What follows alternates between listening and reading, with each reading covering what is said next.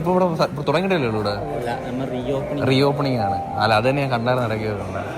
Hey guys, അപ്പോൾ അതെ ഒരു വിധത്തിൽ നമ്മളിത് ഇവിടെ കിടത്തി ഉറക്കിയിട്ടുണ്ട്. ചെക്കന് തൊട്ടിലുണ്ട്.